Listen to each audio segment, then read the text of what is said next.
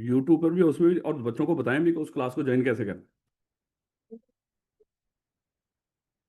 पता नहीं, आप वो उसको चेक करें। ले बड़े बच्चे, क्योंकि अच्छे खासे बच्चे तो ऑनलाइन ही।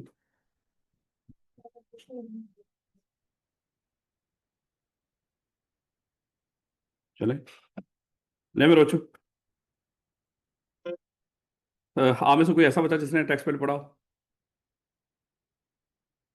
अटेम्प्ट दे दी हो? फिर तो ना पढ़ने वाला ही मामला होता है। अगर अटेम्प्ट नहीं दी फिर तो आपने समझो कि नहीं ही पढ़ा, पढ़ा होता तो फिर। लेकिन बस, ले मेरे बच्चों, टैक्स लॉस, ये भी हमारा लॉ ही होता है, क्योंकि मोस्टली वो बच्चे हैं जो अभी बी लॉ सी लॉ पढ़ रहे थे, तो लॉ पढ़ते पढ़ते एक तीसरा लॉ आ गया, तो ये है टैक्स। तो याद रखना कि ये उससे कोई बहुत ज़्यादा हटके नहीं मेरे बच्चों। इसमें सिर्फ फ़र्क क्या है, इसका फ़र्क क्या होगा कि इसमें थोड़ी सी टेस्टिंग, थोड़ी सी नहीं, जो ज़्यादा टेस्टिंग है वो न्यूमेरिकल बेस है। लेकिन है बिल्कुल उसी तरह जिस तरह आपने वहाँ पे कानून पढ़ा है, यहाँ पर भी आपके कानून ही पढ़ना है। और उस कानून के मुताबिक ही मेरे बच्चे यहाँ पे क्या करेंगे, आप सिचुएशंस को देखेंगे उसके मुताबिक। अच्छा, यहाँ पे जो होगा ना, जो न्यूमेरिकल भी होगा वो प्लस माइनस होगा। आपको बता दिया जाएगा कि कौन सी फिलहाल तो हम वैसे आपको सिर्फ बता रहा हूँ कि आपको बता दिया जाएगा कि कौन सी ये फलाने बंदे की इनकम है, ये प्लस होनी है, कौन सी उसमें हिस्सा नहीं बनेगा, कौन सा बनेगा। इस तरह की चीजें आपको कानून के मुताबिक बता दी जाएंगी। और बेटा, और लाइनें ना मारे,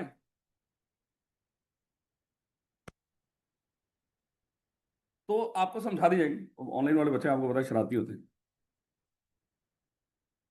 दोबारा मेरे बच्चों, ये छोटे छोटे पॉइंट्स हैं बस आपके काम के। मेन हम पढ़ना शुरू करेंगे बगैर अपना टाइम ज़ाया किए हुए, क्योंकि ये सिलेबस थोड़ा सा ज़्यादा है, इसमें इरेलीवेंट बातें करने से काम नहीं चलेगा।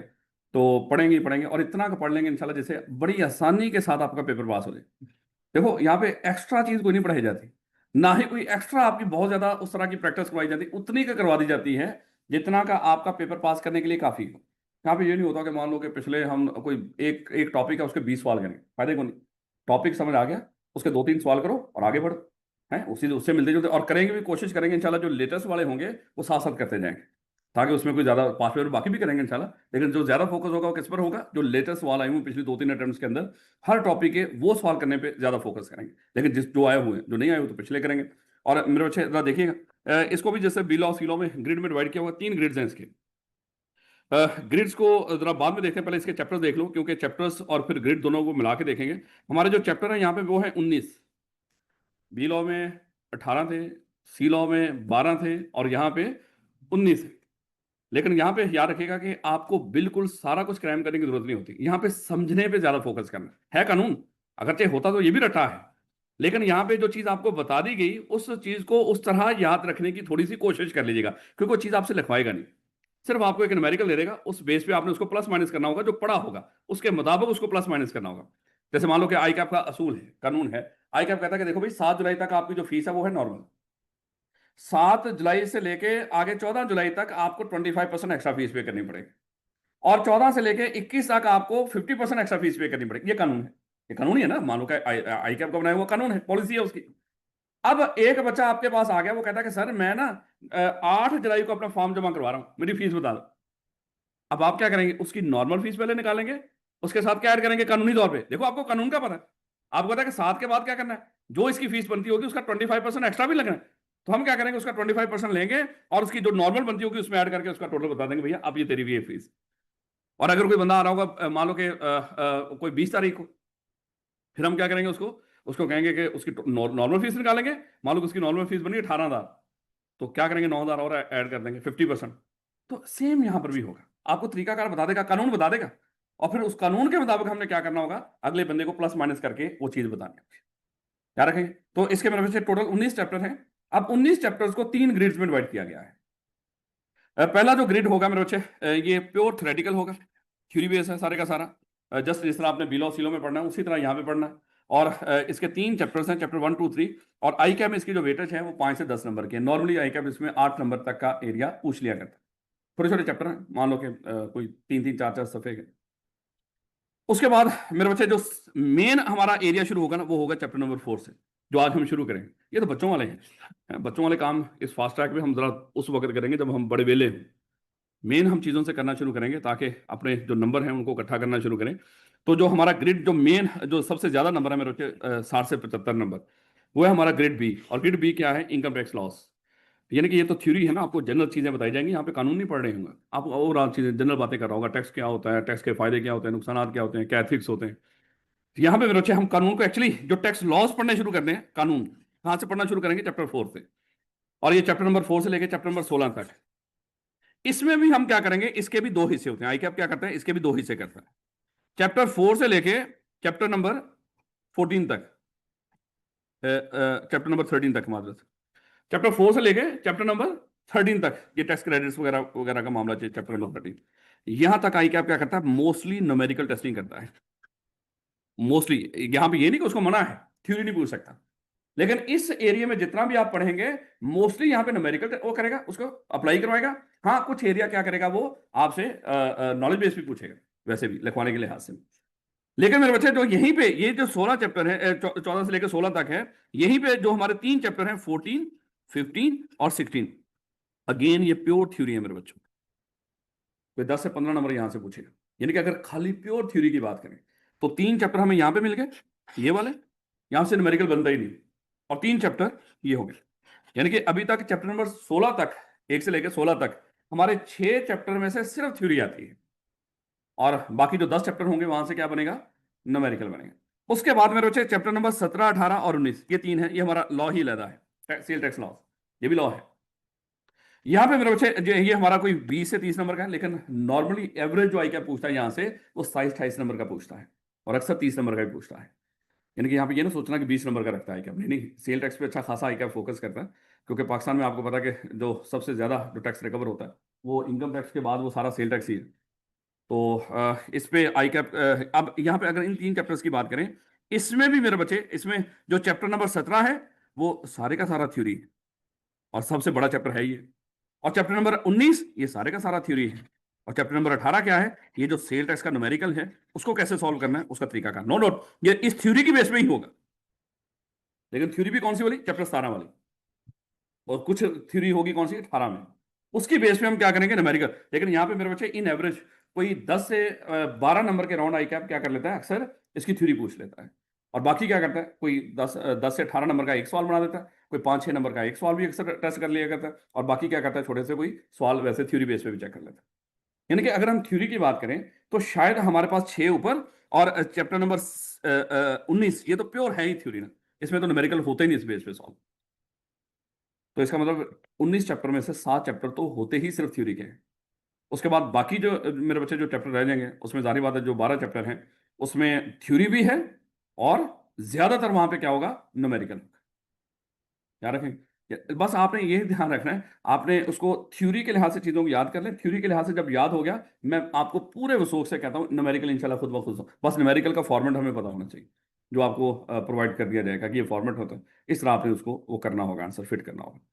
लेकिन भरत, ये थोड़ा सा बताना जरूरी था, परसेंटेज इससे फर्क तो नहीं पड़ता, लेकिन फिर भी थोड़ा सा हौसला हो जाता है कि इसका रिजल्ट कैसा है। मेरे बच्चे ये कभी 39%, कभी 46% भी है, 31%, 38%, करते करते 29 भी कभी कभार आ रखा है भैया, 43%, 33, 34, और आखिरी जो रिजल्ट आया हुआ वो क्या है, 34%।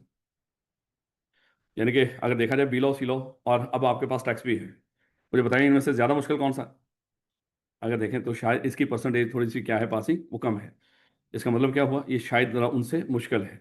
और मेरे बच्चे एक खाली एक चीज मुश्किल होती है जनरल, एक ये होता है कि साइकोलॉजिकली हम उस चीज को मुश्किल समझना शुरू कर देते हैं, क्योंकि इस सब्जेक्ट के बारे में ना उस तरह की बातें नहीं बिला सी लोग की तरह, यार वो तो यूट्यूब से कर लो, है वो तो खुद ही हो जाती है, इस तरह की बातें सुनेंगे आप सीनियर से।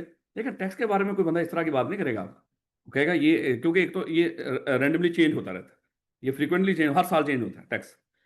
इसका मतलब क्या, वो पिछले लेक्चर वैसे ही इसमें इतने कारआमद नहीं रहते, बहुत ज्यादा चेंज नहीं होता अगरचे, लेकिन साइकोलॉजिकल एक सीए के बच्चे को ना डर रहता है, एक थोड़ा सा भी चेंज होगा वो क्या पता नहीं क्या चेंज हो गया, मैं पागल हूँ, मैं 4 पैसों के पीछे मैं अपनी पूरी अटेम्प्ट जाया कर दूँ, लेकिन कई शहजाद होता है उन्होंने रौला ही को नहीं होता, वो कहते अटेम्प्ट किया अल्लाह माफ करे सारा कैरियर ही तबाह हो जाए, रौला ही को नहीं, लेकिन पढ़ना यूट्यूब तो ही, हर तरह के लोग होते हैं। लेकिन मेरे बच्चे यहाँ पे जो फिर भी अच्छा एक और चीज मैं बता दूं कि अभी आपके सामने बजट आया, जो अटेम्प्ट होती है ना मार्च की, टैक्स की जो मार्च की अटेम्प्ट होती है उसमें अपडेटेड सिलेबस होता है।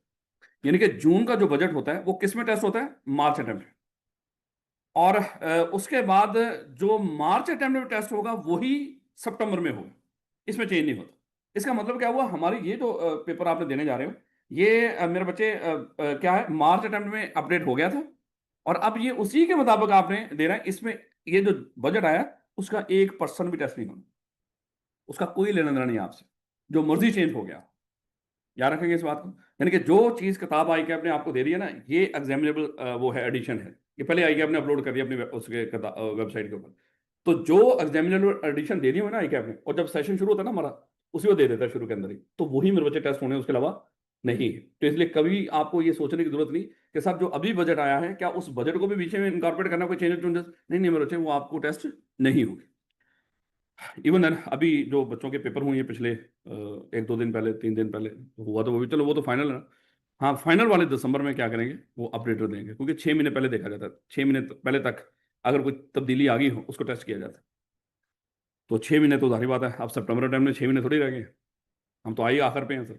हैं, तो 6 महीने होते सर, हम आने नहीं था हम लोग हैं? हम तो वेट कर रहे थे आखिरत का। हैं? ये अटेम्प्ट की आखिरत कब आई। नहीं मेरे अच्छे, सेम वही बी लॉ की तरह के मामला कि रीजन ऑफ फेलियर ऐसे ही लॉ है, जल्दी भूल जाता है। और तरीकाकार वही रखना है मेरे बच्चों कि जो पढ़ लिया उसको एक तायराना निगाह, तायराना निगाह। देखो अब आपके पास है तकरीबन, कोई मोस्टली बच्चों के पास 3 सब्जेक्ट्स हैं।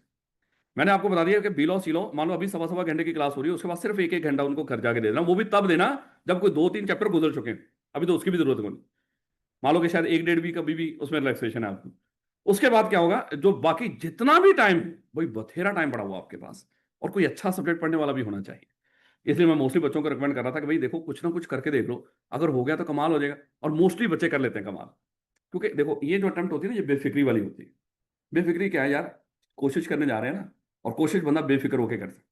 यार इतने कम टाइम में जिन लोगों ने पूरा सेशन पढ़ा वो पूरी जान मार रहे हैं, और मैं भी ट्राई कर लेता हूँ, अगर हो गया तो बड़ी अच्छी बात है। लेकिन आपको जब समझ आ रही हो तो मोटिवेशन बढ़ती जाती है, भैया इसमें दिक्कत तो कोई नहीं है। और मोस्टली इसलिए इन ये क्योंकि बेफिक्र होकर बच्चे देते हैं, इनको पेपर में बैठ के वो जो 3 घंटे है ना, वहां पे बच्चा अच्छा परफॉर्म करता है। वो जो जिन्होंने 6 महीने लगाए होते हैं ना, वो बेचारे वहां पे आधा घंटा तो उनको पेपर नजर ही नहीं आता कि पेपर में लिखा क्या है। ऐसे ऐसे प्रेशर भी होते हैं। आधा घंटा शायद थोड़ा सा ज्यादा हो गया, लेकिन कुछ लम्हा अगर पहले ही सवाल पढ़ लिया और नहीं आता, वो सोचना शुरू कर देना, अब्बा की कहेगा, अम्मा की कहेगी, बड़ी अम्मा तो छोटी अम्मा की कहेगी। हैं? अम्मा भी डिफरेंट होती है ना, अम्मी कहते नहीं अकेली माँ ना गल करना, वो भी कोई माँ होगी। तो खैर समझाने की बात कर रहा हूँ, तो इसका मतलब क्या हुआ, तो कहीं ना कहीं मेरे बच्चे वो सारी चीजें आपके दिमाग में आ रही होंगी, भैया काम तो खराब हो गया। तो इसलिए मेरे बच्चों, ये आपका बेफिक्री वाला अटेम्प्ट होनी चाहिए, बेफिक्र होकर दें। पास हो गया तो कमाल हो गया है। लोगों को भी बताएं, और पढ़े ना करो रेगुलर सेशन, सिर्फ फास्ट ट्रैक। और अब जो बच्चों ने पास किया हुआ है वो उनसे पूछा, अल्लाह का शुक्र है हर दफा अच्छी खासे जो बच्चे हैं वो तीनों पास करते हैं।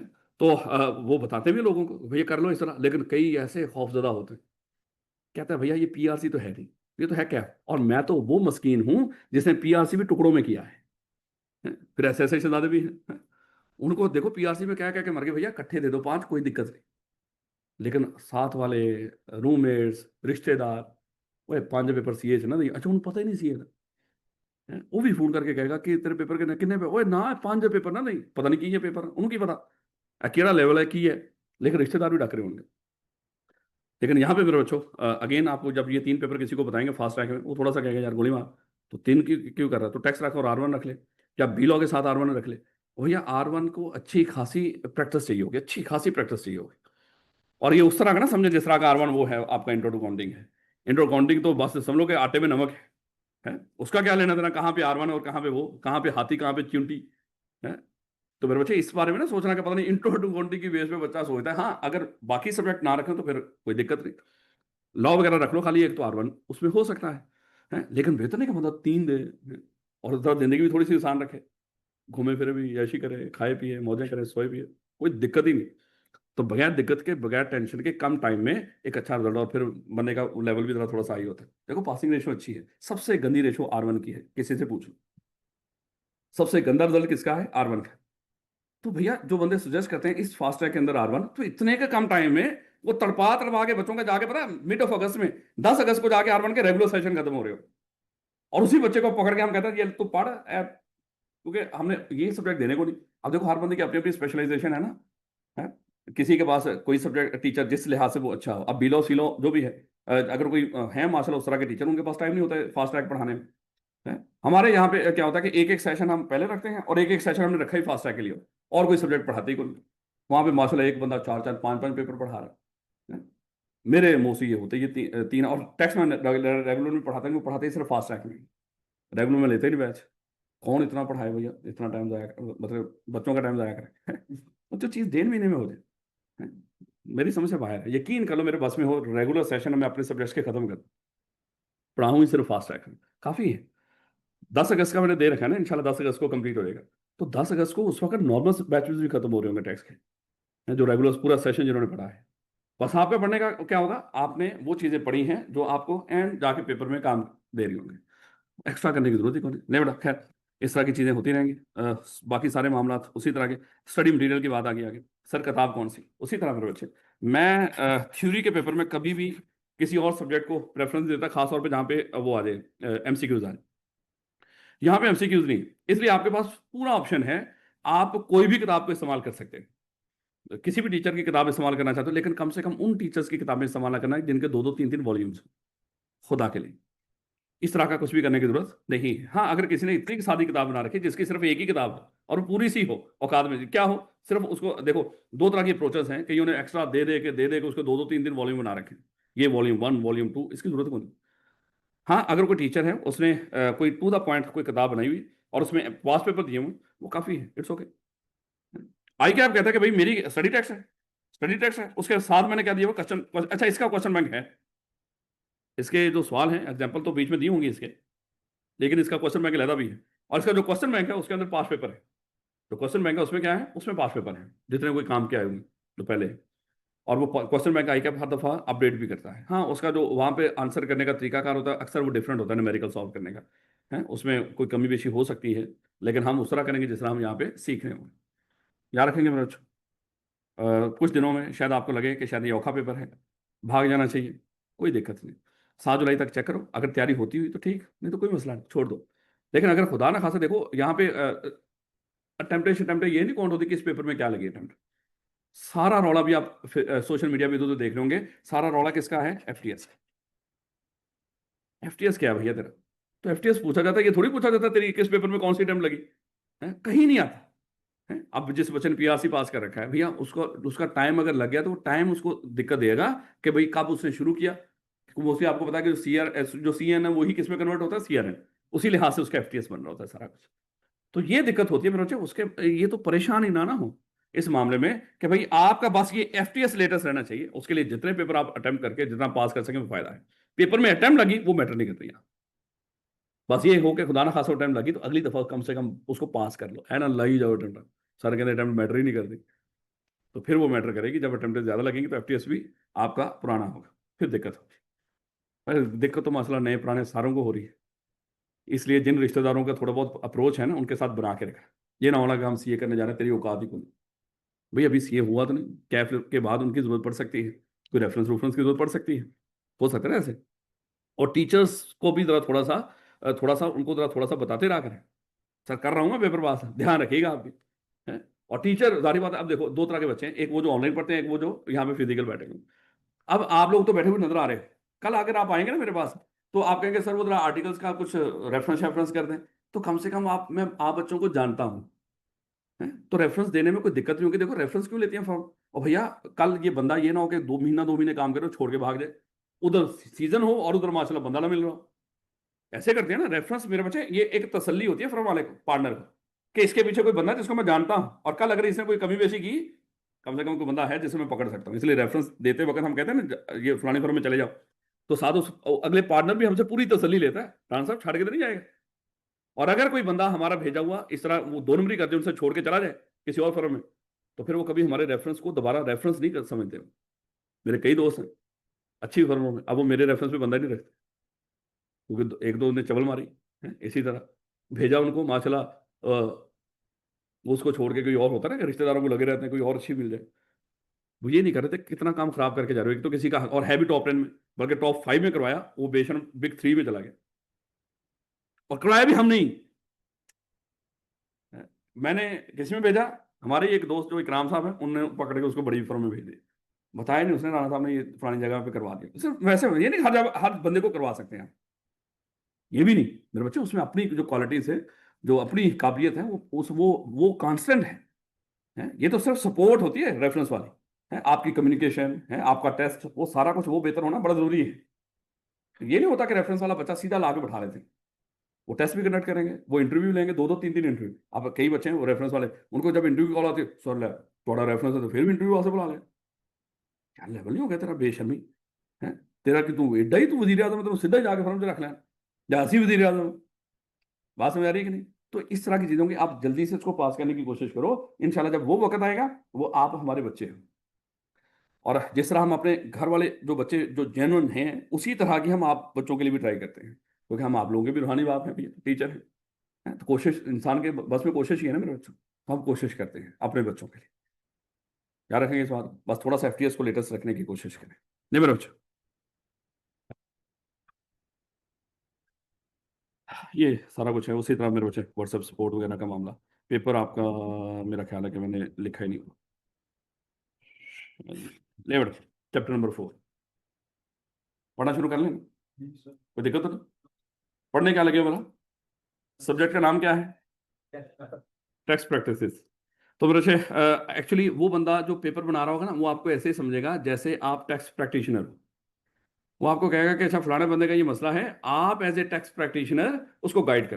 खुद सोचा आपके गला हमारी औकात ही नहीं है, अभी तो हमने कैफ 2 पास किया है या कर रहे हैं हम वो पेपर देना, तू हमें टैक्स प्रैक्टिशनर कह रहा है। लेकिन मेरे बच्चे वो आपको चाह रहा होगा कि कम से कम आपके सब्जेक्ट जो आपका सिलेबस है, उस लेवल तक आप में इतनी एक्सपर्टाइज होनी चाहिए कि आप लोगों को इतना एडवाइस कर सकें। खैर मेरे बच्चे अज्यूम कर लो, अब हम पढ़ने जा रहे हैं टैक्स। तो सबसे पहले लफो थोड़ा सा टैक्स, अगरचे हम चैप्टर 1 2 3 में ये टैक्स के मामला पढ़ेंगे, डेफिनेशन वगैरह सारा कुछ वो थोड़ा सा डिटेल में पढ़ेंगे, लेकिन यहाँ पर भी होगा। अच्छा टैक्स कहते किसको है? अज्यूम कर लो ये मिस्टर ए है। मिस्टर ए है। मिस्टर ए ने कुछ इनकम कमा ली है, मिस्टर ए ने कोई इनकम कमा ली है। अब इस इनकम से ये क्या करेगा? अपना घर बार चलाएगा। अपना घर बार चलाएगा, जारी बात है, अपना घर बार चलाने के लिए पैसे की जरूरत होती है।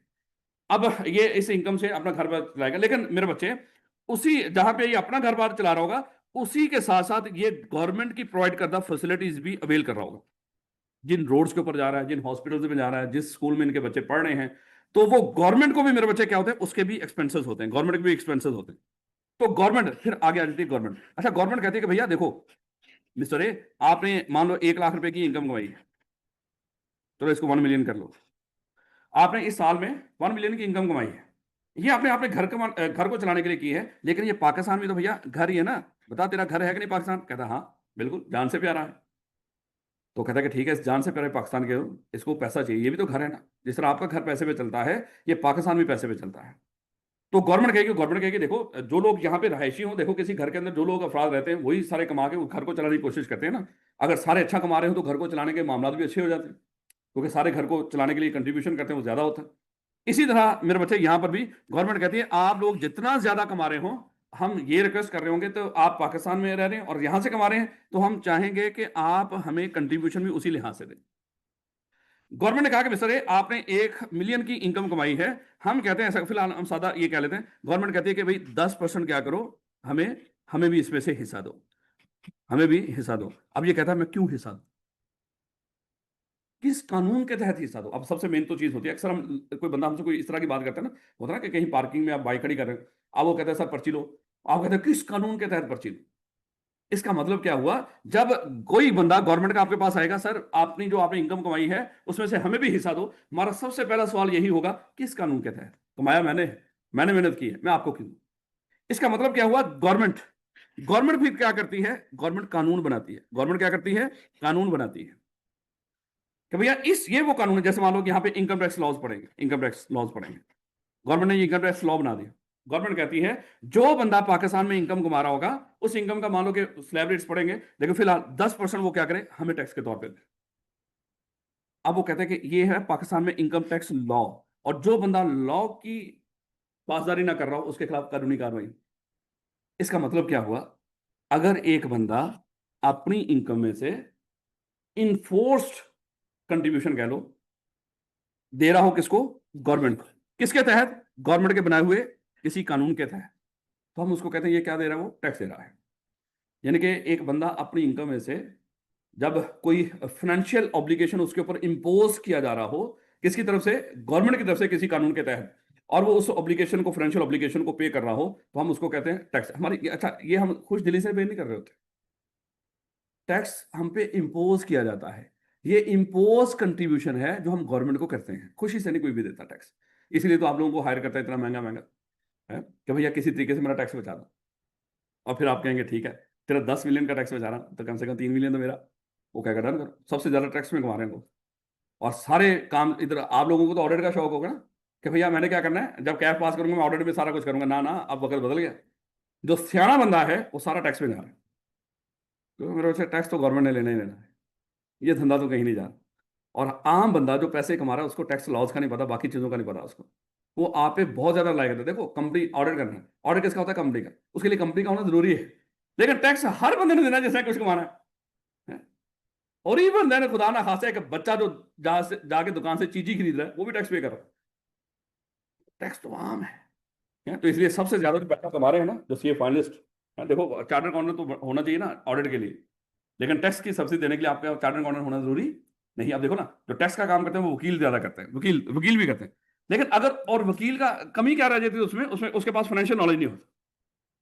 अगर एक बंदा सीए का भी हो और उसके पास मान लो कि ये जो टैक्स लॉस का भी नॉलेज हो या बाकी लॉस भी, वो कमाल करता है वो बंदा।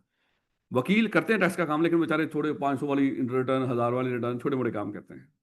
लेकिन जो सही हाथ फेरते हैं ना, वो माशाल्लाह आप लोग हैं, क्योंकि आपके पास दोनों तरह का नॉलेज है। टैक्स लॉज यहाँ पे सिखा दिए जाएंगे आपको, कानून के मामला, और फाइनेंशियल नॉलेज माशाल्लाह आपके पास वैसे ही है। वो तो आपकी मान लो कि सारी जो ग्रूमिंग है वो होती है फाइनेंशियल नॉलेज में।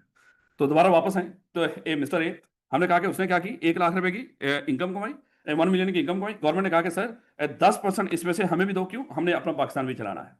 तो ये एक इम्पोज्ड ऑब्लिगेशन है, किसकी तरफ से? गवर्नमेंट की तरफ से। और गवर्नमेंट ये जो पैसे लेगी ये एम ही नहीं ले रही होगी कि अल्लाह वास्ते दे दो, ना ना। गवर्नमेंट क्या करेगी, किस तरह इस पैसे को रिकवर करेगी? लॉ बना के।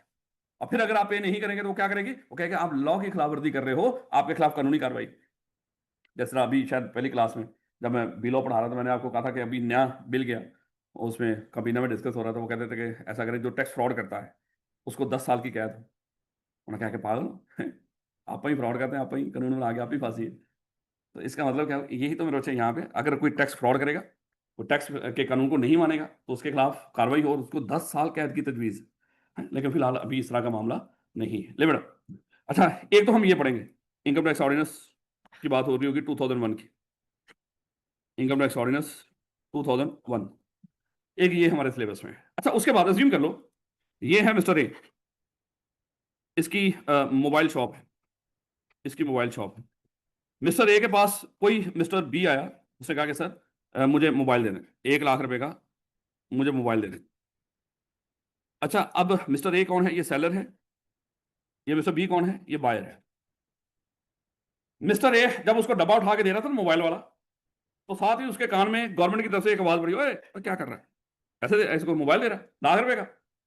और ये बड़ा अमीर बंदा है, इसे ऐसा कर, इस पे ना इसे 18,000 हमारी तरफ से भी कलेक्ट कर ले, इसे हमें भी पैसे लेकर दे। तू तो ले रहा है ना 1 लाख रुपए, इससे मोबाइल बेच रहा है इसको, 18% इससे क्या कर, 18%, 18% इससे हमारे लिए भी पैसे ले। फिर वो कहता कि अच्छा आप, अगर मैं 18,000 आपको दे दूंगा तो फिर मैं लाख में बेचूं, मैं पागल हूं? फिर वो क्या करेगा, लाख का मोबाइल बेच रहा था जो जेन्युइन, जिसमें 2-3 हजार 4 हजार उसका अपना मार्जिन था। जब गवर्नमेंट कह रही है कि उसको 18,000 हमारे लिए भी कलेक्ट कर 18% इसके ऊपर, तो फिर वो इस मोबाइल को कितने का बेचेगा? उसको 1,18,000। और इस पे इसके पास जो 18,000 आया वो किसका है? वो गवर्नमेंट का है। अब ये बंदा क्या करेगा, गवर्नमेंट इसके पास पहुंच जाएगी, चल भाई तेरे पास पैसे आ गए ना हमारे 18,000, तो वो 18,000 हमारा निकाल। तो ये 18,000 किसको पे करेगा? गवर्नमेंट को। इसको कहते हैं सेल टैक्स। हमारे सिलेबस में दो एरियाज है, इनकम टैक्स ऑर्डिनेंस 2001 और सेल टैक्स एक्ट 19, मेरा ख्याल है 1992, देखो जरा आखिर में।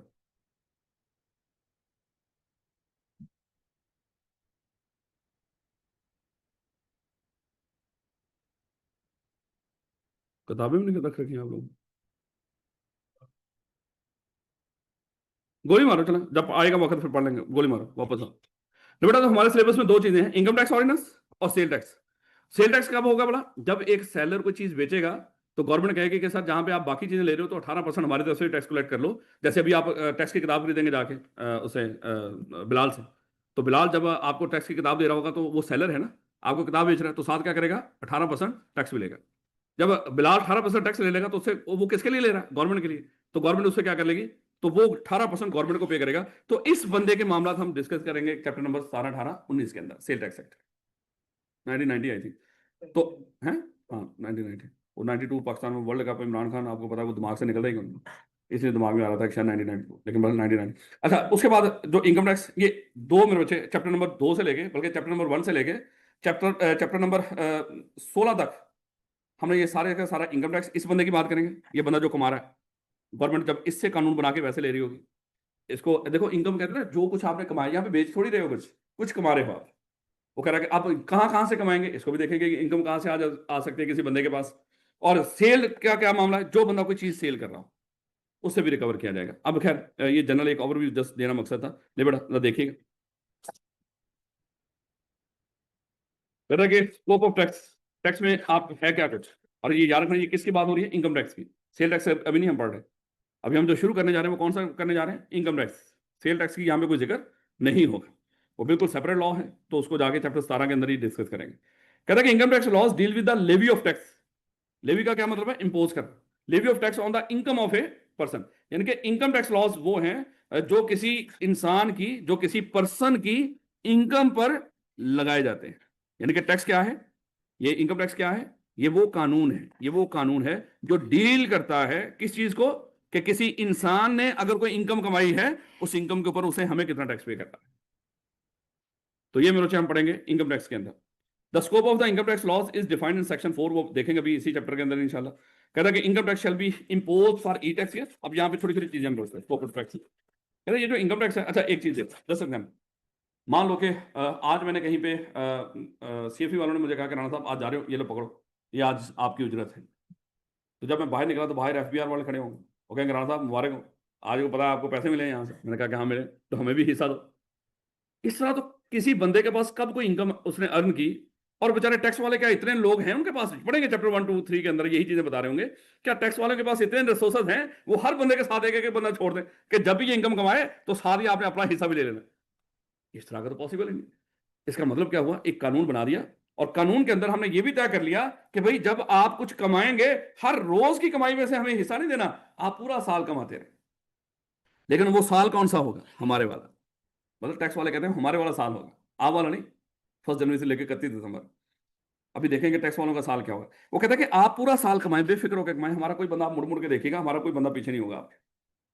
जब साल कंप्लीट हो रहे, आपकी जितनी इनकम होगी, वो कितनी इनकम होगी अभी हम डिस्कस करेंगे, कोई इंसान कहां कहां से इनकम कमा सकता है। आपकी जितनी इनकम होगी, सब इनकम को इकट्ठा करो। उस इनकम पे हमारे कुछ रेट्स हैं, वो फलाने, वो भी अभी देखेंगे। तो रेट्स दिए हुए हैं, उन रेट्स के मुताबिक क्या करें, उस इनकम के ऊपर हमें हमारा हिस्सा दे दें, खुद ही कैलकुलेट करें सारा कुछ। लेकिन जब एक बंदा क्या करेगा, मान लो इस बंदे ने इनकम कमाई, और ये इनकम कितना अर्सा कमाता रहेगा, 1 साल। इसके लफ्ज बोलेंगे टैक्स ईयर। अच्छा, इनकम अभी हम पढ़ेंगे आगे जाके, लेकिन फिर भी हम देखेंगे जो हमारे सिलेबस में है, किसी भी इंसान की इनकम हो सकती है सैलरी से, पढ़ेंगे उसको, या उस इनकम की उस इंसान की इनकम हो सकती है प्रॉपर्टी से, उसने प्रॉपर्टी रेंट पे दी हो। इसका मतलब ये है, ये प्रॉपर्टी बेचने बेचने का कारोबार नहीं है, उसको हम कहते हैं इनकम फ्रॉम बिजनेस। या कोई बंदा क्या कर रहा होगा, बिजनेस कर रहा होगा। या हो सकता है कोई बंदा अपने घर में पड़ा हुआ सोना सोना वो बेच के कमा रहा हो, उसके लफज बोलेंगे कैपिटल गेन। या वो बंदा क्या कर सकता है, कोई अदर सोर्स, कोई और भी हो सकता है, कोई और धंधा भी करता हो। यानी कि ये वो हेड्स हैं जहां से कोई बंदा कोई इनकम कमा रहा हो। वो कहता है कि ये पूरा साल आप इन हेड्स में से किसी भी हेड्स के तहत इनकम कमाते रहो, हम आपके पास नहीं आएंगे। लेकिन जब साल खत्म हो, आप जहां जहां से आपने जो कमाया हो उस सबको इकट्ठा करो और देखो कितना बनता है। तो हम आपको रेट्स देते हैं, तो उन रेट्स के मुताबिक क्या करें, उन रेट्स के मुताबिक हमें इस साल का टैक्स पे करते हैं। जब हम टैक्स पे करेंगे, वो हम क्या करेंगे, उसको कहते हैं रिटर्न फाइल करना। उसकी लफ्ज क्या बोलेंगे, रिटर्न फाइल कर रहे हैं। रिटर्न क्या होती है, उस पूरे साल की हमारी इनकम और उसके ऊपर जो हमारा टैक्स वगैरह बनता है उसका सारा हिसाब किताब, जिस मान लो कि जिस डॉक्यूमेंट के ऊपर होता है उसको हम कहते हैं ये टैक्स रिटर्न है। हम टैक्स रिटर्न हम खुद अपना बना के टैक्स वालों को जमा करवाते हैं। फिर टैक्स वाले क्या करते हैं, जो हमारी रिटर्न है उसको कानून के मुताबिक देख रहे थे कि ये जो राणा साहब ने रिटर्न जमा कराई है, क्या ये हमारे बनाए हुए कानून के मुताबिक है। अगर उसके मुताबिक है तो उस रिटर्न को एक्सेप्ट कर लेते हैं, ठीक हो गया भाई, ये रिटर्न समझ लो कि हमने आपको बना के दिया कि आपका ये टैक्स बनता है। ये देखेंगे सारा चैप्टर नंबर 14 15 16, उसमें यही चीजें हमें समझाएगा, ये रिटर्न की ही मामला। और अगर वो कमी बेशी लग रही हो उनको, वो कहेगा राणा साहब आए तो बीएमडब्ल्यू पे टैक्स दे नहीं रहे, टैक्स मान लो 500 रुपये, आए बीएमडब्ल्यू, कहीं ना कहीं कुछ तो कर रहे हो। तो फिर वो क्या करेंगे, हमारे खिलाफ कोई तहकीकात भी करेंगे कि ये राणा साहब ने सारी इनकम हमें दी भी है कि नहीं, बताई भी है कि नहीं, जो इन्होंने इन हेड्स में दिखा रखी है। तो फिर बाज़ का क्या करेगा, वो हमारा कोई ऑडिट करवा रहा होगा, कोई इन्वेस्टिगेशन कर रहे होंगे, इस तरह के मामला। तो इस तरह मेरे बच्चे ये सारा सिलसिला चल रहा हो, याद रखें। तो क्या कहता है, income tax shall be impose for E tax year, ये हर साल ली जाती है। ये नहीं होता कि हर, हाँ सेल टैक्स डिफरेंट होगा। इनकम टैक्स लॉज पढ़े 2001, जब सेल टैक्स पढ़ेंगे वो हर महीने होगा, उसमें ये टैक्स ईयर क्या हो जाएगा, ये चेंज हो जाएगा, उसका नाम टैक्स पीरियड बन जाएगा। टैक्स ईयर नहीं फिर होगा, लफ्ज क्या होगा, टैक्स पीरियड। हाँ यहां पे लफ्ज बोला जाएगा टैक्स ईयर। कहता है कि ऑन एवरी पर्सन, अब देखो टैक्स इंपोज किया जाएगा, हर साल किया जाएगा, और किसके ऊपर, हर इंसान के ऊपर। सर इंसान तो बच्चा भी है जो भी पैदा हुआ है, क्या वो भी टैक्स देगा? नहीं नहीं, उन्होंने कह दिया हु हैज टैक्सेबल इनकम। कहता है कि नहीं नहीं, हम उसी से टैक्स लेंगे जिसके पास क्या होगी, टैक्सेबल इनकम भी हो, as per the applicable tax law, यानी कि हमारे बनाए हुए जो रेट्स हैं उसके मुताबिक अगर उसके पास कोई टैक्सेबल इनकम होगी, हम हर साल उसे जो भी टैक्स रेट्स के मुताबिक बनता होगा उस इंसान के ऊपर टैक्स इंपोज करेंगे। अब इसके अंदर ना, यहाँ पे जब आपने स्कोप ऑफ टैक्स, ये चीजें याद नहीं करनी, ये पढ़ने वाली है, ये तो चीजें थोड़ी पूछेगा वो, ये रीड करने वाली है। जहाँ पे कोई चीज याद करने वाली होगी वो बता दी जाएगी आपको, बाकी सिर्फ अच्छे तरीके से रीड करनी, यहाँ पे लिखा क्या है। अब वो कहता है कि जब ये आपको मैंने स्कोप ऑफ टैक्स बताया ना, यहाँ पे कुछ बच्चों के दिमाग में सवाल आने चाहिए। अगर उसके दिमाग में सवाल नहीं पैदा हुए तो काम खराब है, नहीं हुआ तो उसने खुद बताना लिखना शुरू कर दिया। उसने कहा कि जब आपने ये सारा ऊपर पढ़ा है, ये जो बोर्ड आपको पढ़ाया यहाँ पे, इसके अंदर कुछ छुपे हुए सवाल थे। छुपे हुए सवाल थे, सवाल क्या थे सर, हम ये जो होता है ना कैलेंडर ईयर को जानते हैं सर, या सर हम अकाउंटिंग के स्टूडेंट हैं, हम फाइनेंशियल ईयर को भी जानते हैं।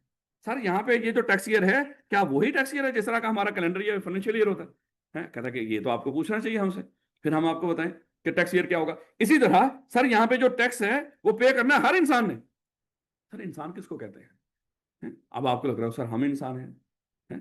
क्या आपके अलावा कोई और इंसान नहीं? और भी बड़े सारे हैं। यहाँ पे अभी हम देखेंगे टैक्स वाले किसको इंसान मानते हैं। हो सकता है आपको इंसान ही ना मानते हैं।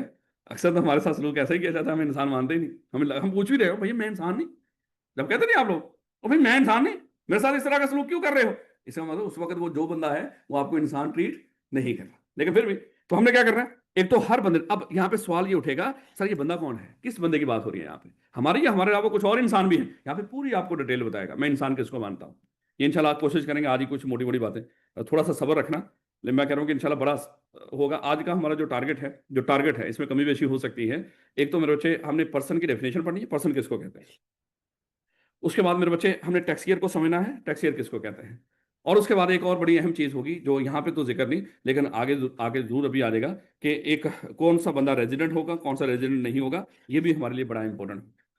तो आज इंतहाई अहम के ये दो तीन मेरे बच्चे कॉन्सेप्ट हैं, खासतौर पर टैक्स ईयर और रेजिडेंट का स्टेटस, जो आई क्या बड़ा फ्रीक्वेंटली अपने पेपर में पूछता, बड़ा नेवा सवाल है। इसका मतलब नेवा सवाल का मतलब क्या है इसने, और वैसे भी पूरे अगर हम देखें टैक्स हो ही नहीं सकता इसके बगैर पेपर बनता, क्योंकि हमने सारा कुछ करना है टैक्स ईयर के मुताबिक है। और फिर जो हिसाब किताब कर रहे होंगे रेजिडेंट नॉन रेजिडेंट के मुताबिक कर रहे होंगे, इसलिए इन इन लोगों का पता होना, या इन कॉन्सेप्ट का पता होना जरूरी है। ले बेटा, तो कहता है कि एक तो टैक्स ईयर क्या होता है, कहता टैक्सेबल इनकम क्या होती है, ये भी तो पता होना चाहिए। लफ्ज ऊपर टैक्सेबल इनकम का भी था, यानी कि इसका मतलब हर इनकम टैक्सेबल नहीं होगी।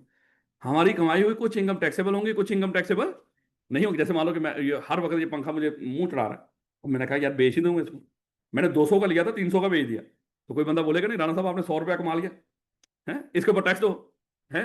तो टैक्स वाले कहेंगे नहीं नहीं यार देखो ये टैक्सेबल इनकम में है, और कहा नहीं नहीं ऐसे है ही नहीं, इसका मतलब इनकम तो हुई थी मुझे, लेकिन टैक्स वालों ने कहा कि इसके ऊपर टैक्स देने की जरूरत नहीं है। इसका मतलब क्या हुआ, ये टैक्सेबल इनकम है। वो होता है ना बात का, बंदा कर दे पुराने बर्तन भी बेच देता, कुछ कमा लिया उसने। आपको लग रहा है टैक्स वाले कहेंगे भैया इसके ऊपर भी टैक्स दो? इसका मतलब कुछ वो इनकम भी हमें आइडेंटिफाई करनी पड़ेगी, जिसको हम क्या कहते हैं, टैक्स वाले क्या कहते हैं, टैक्सेबल इनकम। इसका मतलब हमारी हर इनकम टैक्सेबल नहीं है। टैक्सेबल का मतलब क्या है, वो इनकम जिसके ऊपर टैक्स लगना है। बथेरी इनकम हो सकती है आपकी, मान लो कि बाहर निकले आप, देखा बाहर बारात जा रही थी, पैसे फेंक रहे थे, आपने उठा लिए, इनकम तो ये भी है? अब देखा जाएगा ये टैक्सेबल है कि नहीं, अच्छा ये टैक्सेबल है, ये किसी हद तक है, ये टैक्सेबल देखेंगे, इनकम फ्रॉम अदर सोर्स में जाएगी। वो वहां पे वो कहेगा, इवन नए एक बंदा चर्च बेच रहा है ना, उससे भी कुछ कमा रहा है, वो कहेंगे मुबारक हो, ये भी इनकम है आपकी। और ये भी कमाल का मैं लॉ है ये बड़ा, कहता जहां से मर्जी कमाओ, चाहे चर्च बेच के पैसे कमाए, हमें टैक्स हो। हाँ वो लहदा बात है, जब चर्च बेच के आप पैसे कमा रहे होंगे तो उनको तो टैक्स दे देंगे चर्च के, लेकिन साथ जाते जाते वो FIA वालों को, नैब वाले तो क्या है, पुलिस वालों को, सबको कहेंगे भाजी चर्च से पैसे टैक्स ले गए हैं, उसी की कर रहे हैं, जब अपना अपना जाके हिस्सा लो है, फिर उस बंदे को पकड़ेंगे। सच्ची बता, आप जो मर्जी धंधा कर रहे हैं, जो इनकम कमा रहे हो उसके ऊपर टैक्स पे कर रहे हैं। हाँ वो लहदा देखेंगे वो किस हेड में फॉल कर रहा है, ये चर्च क्या है, एक कारोबार है, ये इनकम फ्रॉम बिजनेस में जाएगा। हाँ वो लहदा बात इलीगल है, इलीगल की लहदा सजा है अगर वो साबित हो जाए, अदरवाइज तो क्या है, जैसे पाकिस्तान में भंग आपको पता है अब ये लॉ है, भंग बेचो और कमाओ। खैर वापस वो हैरान हो गए मौलवी। उन्हें आखा लै भैया काउंसलर पहले क्यों नहीं दसिया है भाई दरबारा ने पी के एवं पी के जाया करते असं कारोबार शुरू कर दे। और नहीं नहीं इन्नी इन्नी खुले भाव नहीं, लेकिन फिर भी भंग का कारोबार अलाउ है एक लिमिट तक। इमरान खान ने शुरू किया था और ये इन लोगों ने अब उसको $2 बिलियन तक उसको बढ़ा रहे हैं, ताकि उसको इतना करें कि $2 बिलियन की भंग शंग ये दवाइयां शवाइयों में इस्तेमाल होती है ना। दरबारा नहीं आ रही तो उधर पी कर से वो तो मुफ्त में मिल जाती है। खैर वापस टैक्सेबल इनकम, और उसके बाद पर्सन कौन है, इसका मतलब यहाँ पे पर्सन देखना पड़ेगा। आप तो पर्सन हो ही हो, टैक्स वाले किसी और को भी पर्सन मानेंगे। इस तरह कह रहा है कि एप्लीकेबल रेट्स कौन से हैं, ये भी हम देखेंगे। और what is the procedure for levy of tax, क्या तरीकाकार होता है, क्या कानून है। खैर इसकी कोई लहदा से कोई चीज तो नहीं बताएगा, ये सारा कुछ आपको एक्सप्लेन करेगा। These primary questions are answered in the upcoming paragraph. अब हम इसको पढ़ने जा रहे हैं। थोड़ा जो फिलहाल चैप्टर 4 में से थोड़ा सा यहाँ पे मैं शायद थोड़ी सी तरतीब आगे पीछे करूँ, वैसे मेरी कोशिश होती है तरतीब खराब ना करूँ। लेकिन यहाँ पे चैप्टर नंबर 4 में पढ़ना हमने चैप्टर 4 पूरा है, लेकिन कुछ चीजें पहले और कुछ हो सकता है एक दो दिन वो बाद, इस तरह काम चल रहा होगा। बेटा सबसे पहले हम बात करते हैं कि टैक्स जो आपसे लिया जाएगा, हमने डिस्कस किया था वो सालाना लिया जाएगा टैक्स ईयर के लिहाज से। अब अगली बात आएगी, सर ये तो हमें पता है कि एक होता है कैलेंडर ईयर, एक होता है फाइनेंशियल ईयर, एक वैसे फाइनेंशियल ईयर को हम फिजिकल ईयर भी कहते हैं। गवर्नमेंट की अगर बात हो रही है तो गवर्नमेंट इसको फाइनेंशियल ईयर नहीं बोलती, फिजिकल ईयर। हाँ आम कंपनियों की बात कर रहे हो तो वो इसको क्या बोलती है, फाइनेंशियल ईयर। तो फिजिकल का लफ्ज क्या होता है, फाइनेंस। ये गवर्नमेंट के टर्म्स के अंदर फाइनेंस के लफ्ज को क्या बोलते हैं, फिजिकल, एक ही बात होती है। लेकिन मेरा उसके बाद नेक्स्ट क्या आएगा, टैक्स ईयर। टैक्स ईयर अब मेरे बच्चे कैलेंडर ईयर की अगर आप बात करो तो कैलेंडर ईयर किसको कहते हैं बोला, 1 जनवरी से 31 दिसंबर। क्या उसने कहा कि हम मुझे तो टैक्स देना आपने कैलेंडर ईयर के लिहाज से देना, नहीं इसका मतलब ये तो नहीं। फाइनेंशियल ईयर हमारा क्या होता है बोला, वो नहीं नहीं ऐसे ना बोलो, नहीं नहीं, वो 12 महीने जिसके लिए कोई कंपनी फाइनेंशियल स्टेटमेंट तैयार करती है, वो कोई भी हो सकते हैं 12 महीने। ये पक्की बात नहीं कि वो 1 जुलाई से 30 जून ही होगा, या मान लो कि 1 अक्टूबर से 30 सितंबर ही होगा, कुछ भी हो सकते हैं 12 महीने कोई भी। तो हर उस कंपनी के जिस 12 महीने की फाइनेंशियल स्टेटमेंट तैयार करती है उसको क्या बोलते हैं, उसका फाइनेंशियल ईयर। अब उसने कहा कि मुझे जो टैक्स पे करना है ना तो कैलेंडर ईयर के लिहाज से बात कर रहा है ना ही फाइनेंशियल ईयर के लिहाज से, उसने अपना ईयर दे दिया, उसको कहते हैं टैक्स ईयर। कहते हैं मुझे टैक्स ईयर के लिहाज से आप पे करेंगे जो मेरा टैक्स है। अब अगली बात आ गई कि सर टैक्स ईयर फिर कहते किसको है, उसने कहा कि मेरे पास जो टैक्स ईयर है वो 3 तरह के हैं। यानी कि उसने बताना शुरू कर दिया, अगर टैक्स ईयर की बात करो, कभी भी टैक्स ईयर की बात करें टैक्स ईयर, तो उसको आपने हमेशा समझना कि इसके ये 3 तरह के टैक्स ईयर होते हैं। एक है नॉर्मल टैक्स ईयर, एक है स्पेशल टैक्स ईयर, और एक ट्रांजिशनल टैक्स ईयर। अब कहते हैं कि नॉर्मल टैक्स ईयर बिल्कुल उसी तरह का जिस तरह का आपका कैलेंडर ईयर होता है, जैसा आपने पक्का पक्का कर रखा है ना कि कैलेंडर ईयर क्या है, 1 जनवरी से लेकर 31 दिसंबर तक। टैक्स वालों ने कहा कि इसी तरह का कैलेंडर ईयर की तरह का हमारा नॉर्मल टैक्स ईयर है।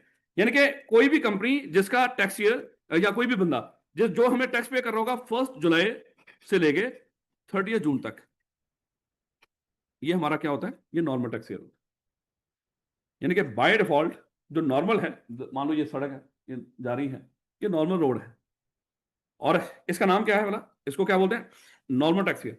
और ये कहां से कहां तक होता है, 1 जुलाई से लेके हमेशा 30 जून तक। अब अज्यूम कर लो मेरे बच्चे, 1 जुलाई 2024 से शुरू हुआ और 30 जून 2025।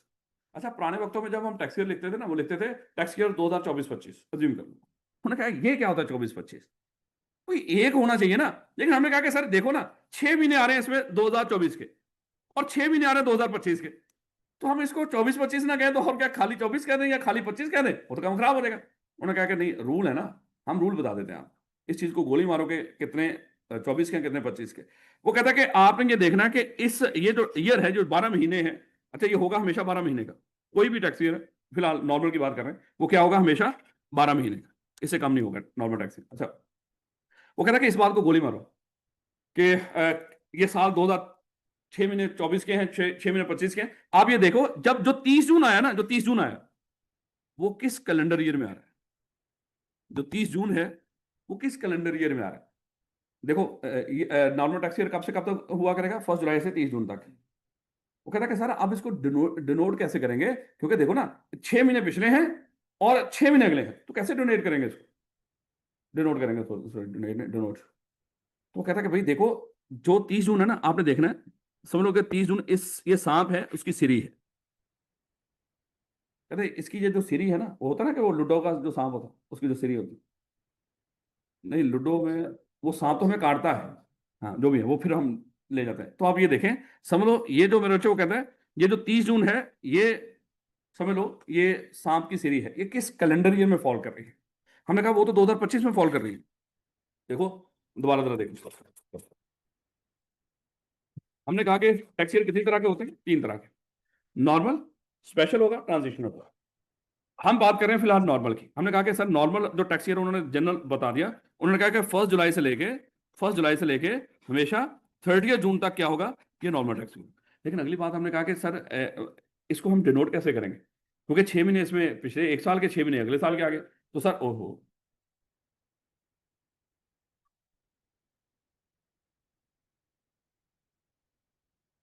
तो कैसे डिनोट करेंगे इसको, एक सेकंड।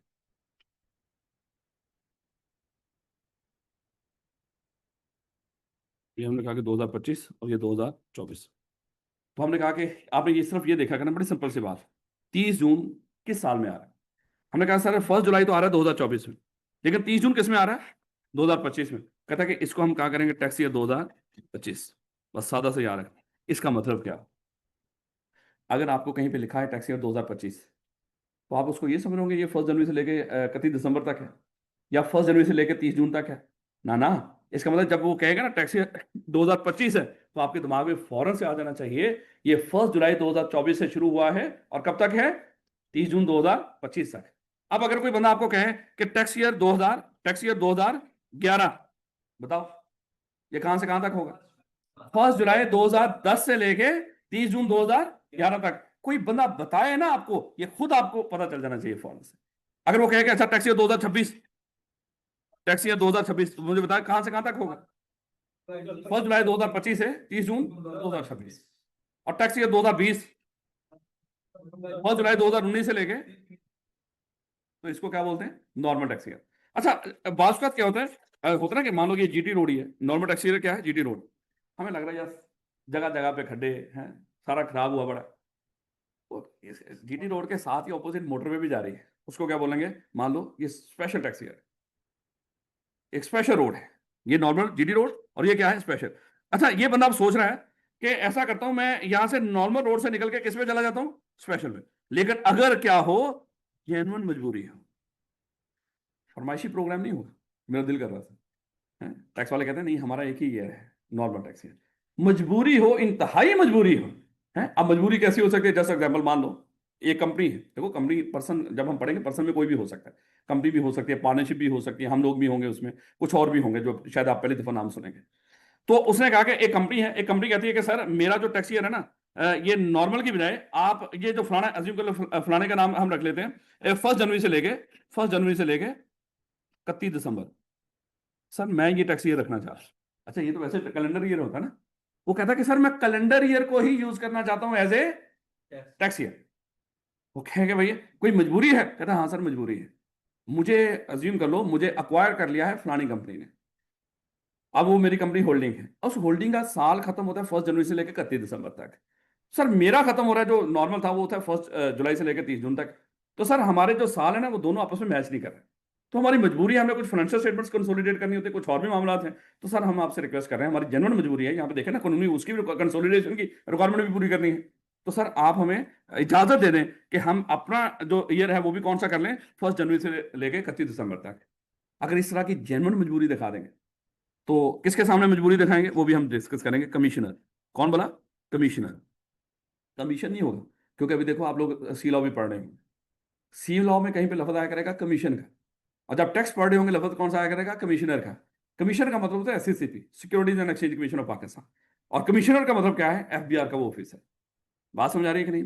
तो इसको जब वो कमीशन का लफ्ज आएगा सी लॉ के अंदर, तो मैं आपको बता दूंगा कि भैया ये कमीशन है, कमिश्नर नहीं। तो कमिश्नर के सामने अगर हम अपनी कोई मजबूरी दिखा दें, तो कमिश्नर क्या कर सकता है, हमें अलाउ कर सकता है कि ठीक है भैया आप कहां से कहां पे ट्रांसफर हो जाओ, नॉर्मल टैक्स ईयर से स्पेशल की तरफ चले जाओ। अब मान लो कि मेरा जो नॉर्मल टैक्स ईयर था, अज्यूम कर लो, अभी हमने डिस्कस किया, ये थोड़ा सा साफ करके लिख लें, 1 जुलाई से, साफ जितना मर्जी लिख लूँ इतना क्यों होना, 30 जून 2025, 2024, ये कितने महीने बनते हैं, 12 महीने। उसने कहा कि सर मुझे इसकी बजाय ये मुझे सूट नहीं कर, मजबूरी है सर, मेरी होल्डिंग का ईयर कुछ और है। क्या हो सकता है उसकी कोई बाहर कोई कंपनी हो, उसका कोई ईयर कुछ और हो। तो उसने कहा कि सर मुझे, और कमिश्नर को लगा वाकई ही ये जेन्युइन इशू। उसने कहा कि ठीक हो गया सर, हम आपको कोई और 12 महीने अलाउ कर देते हैं। होगा हमेशा क्या, चाहे नॉर्मल ईयर हो चाहे स्पेशल टैक्स ईयर हो, हमेशा कितने महीने का होगा, 12 महीने। उसने कहा कि ठीक है सर, हम आपको 1 जनवरी, जैसे ही साल खत्म हुआ साथ ही हमने क्या कर दिया था, अप्लाई कर दिया था। सर अब नेक्स्ट हमें ये अलाउ कर दो। तो उसने कहा कि ठीक है, 1 जनवरी 2025 छब्बीस, 1 जनवरी 2026 है, तो यार 25 में 2026 से 31 दिसंबर 2026, ठीक हो गया सर। अब ये आपका टैक्स ईयर अलाउ कर रहे हैं हम अगले साल से। जैसे ही साल खत्म हुआ साथ ही अप्लाई कर दिया, कमिश्नर को मजबूरी दिखाई, कमिश्नर ने कह दिया कि ठीक है सर, आज के बाद आपका कौन सा ईयर होगा, ये वाला। लेकिन ये तो नॉर्मल नहीं है, नॉर्मल हमेशा उसको बोलेंगे जो 1 जुलाई से 30 जून हो। अब इसका नाम उन्होंने रख दिया, जो नॉर्मल के अलावा कोई 12 महीने हो, उसका नाम रख दिया उन्होंने स्पेशल टैक्स ईयर। कोई भी 12 महीने, नॉर्मल के अलावा कोई भी 12 महीने, जो 1 जुलाई से 30 जून ना हो, इसके अलावा कोई 12 महीने हो। जुलाई के बाद क्या था, अगस्त। मान लो कि अगर कोई कोई अगस्त से लेके आगे हो, उसे अगस्त के बाद क्या है, अज्यूम कर लो। देखो, 1 जुलाई से लेके 30 जून, हम कहते हैं ऐसा करते हैं, 1 जुलाई नहीं, 1 अगस्त से लेके 31 जुलाई। तो ये नॉर्मल तो ना ना हुआ, ये भी कौन सा होगा, स्पेशल होगा। यानी कि वो कहता है कि अगर 1 जुलाई से 30 जून नहीं है, और वो 12 महीने कोई और है जिसके लिए आप टैक्स पे कर रहे हो टैक्स वालों को, वो कभी भी नॉर्मल नहीं हो सकता, वो हमेशा क्या है। और जो 1 जुलाई से 30 जून है वो हमेशा नॉर्मल होगा। जो इसके अलावा 12 महीने के होंगे वो हमेशा क्या होगा, स्पेशल होगा। बात समझ आ रही है कि नहीं। अच्छा, अगली बात आ जाएगी सर, ये जो हमारा टैक्स ईयर है, अज्यूम कर लो ये जो स्पेशल अब खत्म होगा हमारा, जो स्पेशल टैक्स ईयर अब हम यही यूज किया करेंगे। लेकिन सर ये खत्म हो रहा है 31 दिसंबर 2026 को। तो सर क्या ये हमारा जो टैक्स ईयर होगा, ये टैक्स ईयर 2026 होगा। उसने कहा कि नहीं नहीं, मैं आपको तरीकाकार बताता हूं, इसको कैसे आपने डिनोट करना है। कहता है आपने ध्यान रखा करना है, जो स्पेशल टैक्स ईयर होगा। देखो नॉर्मल टैक्स ईयर का तो उसने कहा था ना, आप ये देखो कि 30 जून किस कैलेंडर ईयर में फॉल कर रहा है। हमने कहा कि 30 जून जिस साल में फॉल कर रहा होगा, उसी से हम डिनोट किया करेंगे वो टैक्स ईयर। जैसे यहाँ पे साल किस में फॉल कर रहा था, 30 जून 2025, तो हमने क्या बोल दिया था उसको, टैक्स ईयर 2025। वो कहता कि अगर कोई स्पेशल टैक्स ईयर हो, जो स्पेशल टैक्स ईयर का ये सर होगा, जो सीरी होगी, जो आखिरी दिन होगा, इसके बाद देखें जो 30 जून आ रहा है वो किस साल में आ रहा है। इसके बाद स्पेशल टैक्स ईयर के लिए क्या किया करेंगे, आप देखा करेंगे स्पेशल टैक्स ईयर किस दिन खत्म हुआ है, उसके आखिरी दिन कौन सा है। जैसे यहां पे आखिरी दिन कौन सा है, 31 दिसंबर। कहता है 31 दिसंबर, और ये कौन सा, 2026। इसके बाद 30 जून कौन सा आ रहा है, 30 जून 2027। कहता उस, इसको आप बोलेंगे टैक्स ईयर 2027। ये क्या कारण, दिमाग माने ना माने, कहते हैं भैया इसको क्या बोला करना, टैक्स ईयर 2027। अब मैं आपसे पूछता हूं, एक स्पेशल टैक्स ईयर है, 1 अप्रैल 2017 को शुरू हुआ, 31 मार्च 2018 को एंड हुआ। मुझे टैक्स ईयर बताओ इसका, 2018 कैसे बोला सर, जब उसका आखिरी दिन था स्पेशल टैक्स ईयर का। क्योंकि ये नॉर्मल तो है नहीं, 1 जुलाई से 30 जून वो तो है नहीं।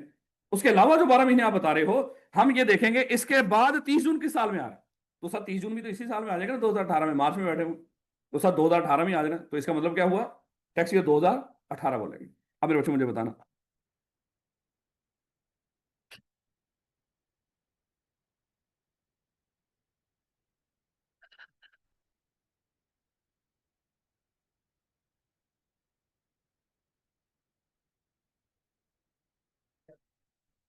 टैक्स ईयर 2000 कैसे पता चला। क्योंकि सर आपने कहा था स्पेशल टैक्स ईयर जिस साल में खत्म हो रहा हो, एंड हो रहा हो, उसके बाद देखें 30 जून किस साल में आ रहा है, कैलेंडर ईयर में आ रहा है। तो किस में आ रहा है बोला, 2023 में। सर अब 2022 में तो जून आना कोई, वो तो आएगा 2023 में आ गया। तो टैक्स ईयर कौन सा होगा, 2023। याद रखेंगे, कोई दिक्कत तो नहीं होगी। स्पेशल टैक्स ईयर क्या होता है, वो 12 महीने जो नॉर्मल के अलावा हो, कोई भी 12 महीने जो नॉर्मल के अलावा हो। और स्पेशल टैक्स ईयर को कैसे डिनोट करेंगे, हम देखेंगे स्पेशल टैक्स ईयर किस किस दिन एंड हो रहा है, उसके बाद जो 30 जून है वो किस साल में आ रहा है, तो हम उसके साथ उसको डिनोट किया करेंगे। याद रखेंगे इसको। चलें अभी, क्योंकि प्रैक्टिस होती रहेगी ये साथ साथ, ये थोड़ी है कि अभी बात बता दी तो उसके बाद कभी हमने डिस्कस ही नहीं करना। तो बेटा अब एक और रौला आ गया, ये इस बंदे ने ना, देखो इसने जब 30 जून 2025 एंड हुआ था, इसने साथ ही कमिश्नर को एप्लीकेशन दे दी कि सर क्या कर दो, मुझे अलाउ कर दें कहां से कहां तक, 1 जनवरी से 31 दिसंबर। सर ये वाला टैक्स अलाउ कर दो, टैक्स ईयर। उसने अलाउ कर दिया था। अब इसने जब अलाउ कर दिया ना, उसने आके ना आज घर में एक पार्टी रखी। हैं? पार्टी रखी, 6 महीने जब एंड हुए ना, मान लो कि था 31 दिसंबर 2025 था, इसने घर में पार्टी रखी। पार्टी किस चीज की रखी? उसने कहा मुबारक हो पाजी, 6 महीने का टैक्स बाकी है। जब पार्टी रखी तो देखा कि उसने कुछ मेहमान ऐसे भी हैं जो मैंने बुलाए ही नहीं। हैं? उसने कहा कि भैया आप कौन हो? कहते सर FBI वाला। कहता आप किधर भैया, आपको तो मैंने बुलाया ही नहीं। कहता सर बुलाए ना बुलाए, हम तो आए थे सर, हम तो ख्वाबों में भी आते हैं सर। तो सर आपको शायद पता नहीं, आपने क्या किया था, आपने नॉर्मल से स्पेशल पे चले गए। कहता हाँ।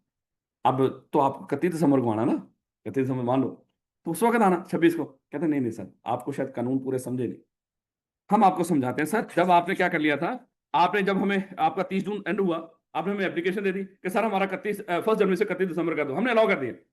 और आपको लगा कि अब देखो, जब पिछले साल से जब नॉर्मल टैक्स ईयर से किसी और स्पेशल टैक्स ईयर में चले जाओ, जो आपका नॉर्मल टैक्स ईयर था उससे अगला दिन, नॉर्मल टैक्स ईयर था उससे अगला दिन कौन सा वाला? देखो ये मैं कब बताने लगा हूं, अगर आप नॉर्मल से स्पेशल पे चले जाए, नॉर्मल से स्पेशल पे चले जाए, तो जो नॉर्मल टैक्स ईयर से अगला दिन था, और वो कौन सा था, 30 जून को एंड हुआ 1 जुलाई, मान लो यहां पे इस हमारी एग्जांपल, नॉर्मल से अगला दिन क्या था, 1 जुलाई। और जो अब आपको नया साल मिल गया है उससे पिछला दिन, वो क्या था बोला, 31 दिसंबर। 31 दिसंबर ही है ना, 31 दिसंबर 2025, 1 जुलाई 2025। नहीं वो तो वही साल है ना। बात समझ आ रही? कहते सर ये जो टाइम ड्यूरेशन है, सर इसमें तो आपने कुछ कमाया ना, हम वो लेने आए हैं। कहते यार कुछ सालाना होता है साहब, वो तुम 6 6 महीने में सभी आओगे। कहते सर आपको शायद पता नहीं, हमारे नजदीक आपके नजदीक ये 6 महीने हैं, हम इसको टैक्स ईयर कहते हैं। कहता क्या टैक्स ईयर? इसके लिए लफ्ज होगा ट्रांजिशनल। अब देखो ना, ये गाड़ी ये गंदा रोड छोड़ के साफ रोड की तरफ जा रही है। जब साफ रोड की तरफ जाएगी, वो गंदा ही साफ थोड़ी है, तो उसको क्या करना पड़ेगा, बीच में कोई और रास्ता भी लेना पड़ेगा, जो उसको इस रोड से दूसरे रोड की तरफ लेके जा रहा हो। ये जो रास्ता है इसको हम कहते हैं ट्रांजिशनल। होता ना कि विचों दी पालो दूसरी रोड पे चढ़ गई, तो ये वो है। तो वो कहता है ये जो 6 महीने थे ना सर, इसका नाम भी हमने रखा हुआ, इसका नाम भी पूरा टैक्स ईयर ही रखा हुआ, चाहे 6 महीने हो। ये कम भी हो सकते हैं, तो ये कम भी हो सकते हैं, ये बढ़ते बढ़ते ज्यादा भी हो सकते हैं। वो कहता है कि ये लेकिन 12 महीने पूरे नहीं होते, याद रखना, 9 महीने भी मोस्टली नहीं होते। तो उसको कहेगा इसका नाम क्या होगा, ट्रांजिशनल टैक्स ईयर। इसके साथ वही सलूक करते हैं, इसको डिनोट कैसे करते हैं, बिल्कुल वही सलूक करते हैं जिस तरह का स्पेशल टैक्स ईयर के साथ करते हैं। अल्फाज दोबारा देखें, जो ट्रांजिशनल टैक्स ईयर होगा उसको हम वैसे ही डिनोट करते हैं जैसे स्पेशल टैक्स ईयर को। और स्पेशल टैक्स ईयर को कैसे डिनोट करते हैं मतलब, हम देखते हैं स्पेशल टैक्स ईयर कब एंड हुआ, उसका आखिरी दिन क्या है, उसके बाद 30 जून किस साल में आ रहा है, उसे डिनोट करते हैं। मुझे ये बताओ, अब ये तो ट्रांजिशनल टैक्स ईयर है 6 महीने, लेकिन टैक्स ईयर बोलना है इसको आपने, ये जब एंड हुआ है, मुझे बताएं इसके बाद 30 जून किस साल में आ रहा है, 26 में, तो इसका मतलब ये टैक्स ईयर क्या होगा, 2026। तो अब देखो ना, ये टैक्स ईयर जिसमें वो था, इससे निकल के कहां पे चला गया, ये हमने उसका भी टैक्स लिया, और जो बीच में ट्रांजिशनल पीरियड आया, टैक्स वालों ने वो भी माफ नहीं किया। ये हमेशा हुआ करेगा। ये कब हुआ करेगा, अगर अज्यूम कर लो, अगर कोई बंदा नॉर्मल से स्पेशल पे जा रहा हो, तो बीच में क्या आया करेगा, ट्रांजिशनल टैक्स। या एक बंदा स्पेशल से स्पेशल पे जा रहा हो, तभी क्या आएगा बीच में, आ सकता है ना, एक स्पेशल से दूसरा वो सूट नहीं कर रहा है, अब किसी और स्पेशल पे जा रहे हैं। या क्या है, उसको ऑपोजिट कर दे, भाई स्पेशल पे चलते चलते थक गए, अब आपने कहा कि मैं क्या करना चाहता हूं, स्पेशल से दोबारा नॉर्मल पे जाना चाहता हूं। नॉर्मल टू नॉर्मल नहीं होता वैसे, वो तो एक ही है ना। बात समझ आ रही? तो नॉर्मल से स्पेशल की तरफ जाओ, स्पेशल से स्पेशल की तरफ जाओ, और स्पेशल से दोबारा वापस नॉर्मल पे आ रहे हो, जैसे यही है, यही एग्जांपल है। कई साल तक चलाते रहे इसको स्पेशल पे, हमने कहा कि नहीं नहीं सर वो सही था। अब हम दोबारा से उनको अप्लाई किया, कब बोला, 31 दिसंबर एंड हुआ, हमने अप्लाई कर दिया सर हमें क्या अलाउ कर दो, नॉर्मल टैक्स। अब नॉर्मल कब शुरू होगा बोला, 1 जुलाई से। लेकिन बीच में कितना टाइम होगा, वो 1 जनवरी से लेके जो 30 जून तक का टाइम है, वो दोबारा से क्या कहलाएगा, ट्रांजिशनल टैक्स। नहीं ना समझ आ रही? भरोसा कर लो। और अच्छा, मुझे दोबारा बताना, नॉर्मल टैक्स ईयर कहाँ से कहाँ तक होता है मतलब? हमेशा 1 जुलाई से 30 जून। मुझे बताएं इसको डिनोट किससे करते हैं? जिस साल में 30 जून एंड हो रहा उससे डिनोट करते हैं। फिर हमने कहा कि इसके नॉर्मल टैक्स ईयर के अलावा कोई और टैक्स ईयर भी हो सकता है। हाँ, इसके अलावा अगर कोई 12 महीने हैं उसको हम स्पेशल टैक्स ईयर के, तो स्पेशल टैक्स ईयर को किससे डिनोट करेंगे? हाँ, तो एंड हो रहा है उसके बाद देखेंगे 30 जून किस साल में आ रहा है, उसके लिहाज से डिनोट करेंगे। और जब आप नॉर्मल से स्पेशल या स्पेशल से नॉर्मल या स्पेशल से स्पेशल जा रहे होंगे तो बीच में जो टाइम पीरियड आ रहा होगा उसको क्या बोलेंगे? और जो ट्रांजिशन टैक्स ईयर को कैसे डिनोट करेंगे? फिर देखा करेंगे ट्रांजिशन पीरियड कब एंड हुआ है, उसके बाद 30 जून किस साल में आ रहा है। बात समझ आ रही है कि नहीं? एक छोटी सी प्रैक्टिस है, उसको भी करेंगे मेरा ख्याल है, लेकिन भाग के जाके पहले, भाग के जाके पहले, भाग के जाके पहले प्रैक्टिस करते हैं एक छोटी सी। कहते हैं कि determine the tax year in respect of the each accounting periods mention below. सबसे पहले मुझे बताना है, ये जो पहला है ए में, ये नॉर्मल है या स्पेशल है? 1 सितंबर से 31 अगस्त, जाहिर बात है ये नॉर्मल तो है नहीं, ये स्पेशल है। अब मुझे बताओ इसको किससे डिनोट करेंगे? टैक्स ईयर 2022 क्यों मतलब? अच्छा, ये जब आप किताब पढ़ रहे होंगे ना, बात का कुछ एग्जांपल्स ऐसी, वो क्या करता है, हर साल किताब को लेटेस्ट ईयर के लिहाज से अपडेट कर देते हैं एग्जांपल्स को भी। अब मैंने कुछ एग्जांपल को अपडेट किया होगा, कुछ को मैंने अपडेट नहीं, कंसेप्ट सेम है। अब मान लो कि यहाँ पे क्या चल रहा होगा, यहाँ पे 2000 मान लो कि 24, और यहाँ पे क्या लिखा रहा होगा 25, अज्यूम कर लो। और टैक्स ईयर कैसे डिनोट करेंगे? 26 है, यही लिखा हो क्या? तो इस तरह वो हर साल अपडेट करता है, लेकिन मैं नहीं अपडेट करता, उसको गोली मारे, कॉन्सेप्ट तो सेम है ना। मैंने तो कॉन्सेप्ट समझना है कि उसकी समझ आ रही है, बल्कि आपको 2 एग्जाम्पल मिल जाएंगे हैं, वहां पे 24-25 के लिहाज से, यहाँ पे 20-21 के लिहाज से। इसी तरह की और भी बड़ी सारी होंगी जो शायद। ये बेटा, उसके बाद दूसरा बी बताओ, नॉर्मल है या स्पेशल? और देख लो 12 महीने ही है ना। तो ट्रांजिशनल को तो वैसे भी जब नॉर्मल से स्पेशल तब होता है, वो एक ही दफा होता है, वो चलता थोड़ी रहता है, इसलिए उसको ज्यादा वो नहीं करता, वो तो जब होंगे शिफ्ट उस वक्त आएगा बस बीच में। तो मुझे बताएं इसको किससे डिनोट करना है? पहला भी 22 और ये भी 22।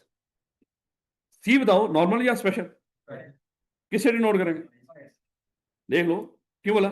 सर 31 मार्च को एंड हो रहा है ना, तो जून इसी में आ जाएगा, 22 के अंदर ही, तो टैक्स ईयर 2022। डी बताओ, नॉर्मल या स्पेशल? फिर कब है बोला? 1 मई से 30 अप्रैल।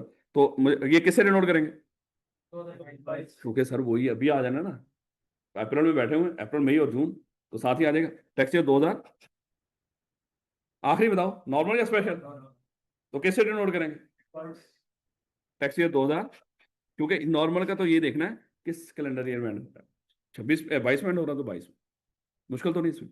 तो बेटा अब इसको थ्योरी में जब पढ़ेंगे दिक्कत होगी, वो डेफिनेशन डिफाइन नहीं करवाता आपको, थ्योरी वाले लफ्ज पढ़ लीजिएगा, नहीं समझ आ रही उसको गोली मारो, क्योंकि ये हमने उसको लिखना नहीं होता, पूछता नहीं, ये थोड़ी पूछेगा ये बता दो।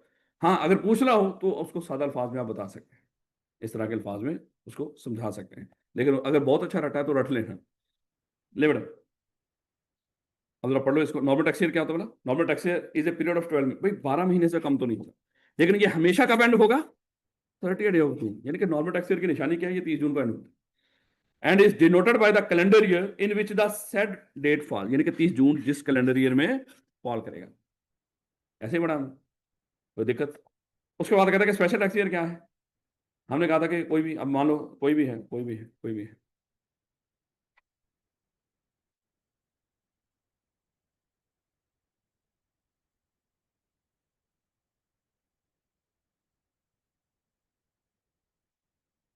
नहीं, ठीक है,